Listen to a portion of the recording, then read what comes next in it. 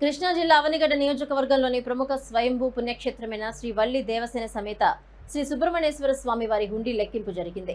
ఈ లెక్కింపు ఆలయం డిప్యూటీ కమిషనర్ అలాగే కార్యనిర్వాహక అధికారి దాసరి రామవరప్రసాద్ ఆధ్వర్యంలో జరిగింది.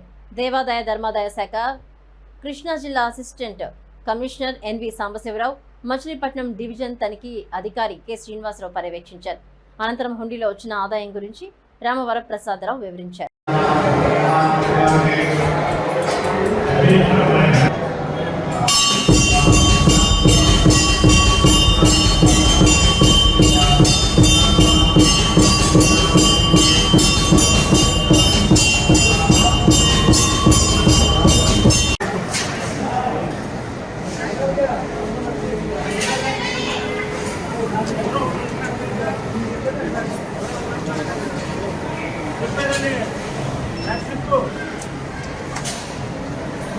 నాటు రాజు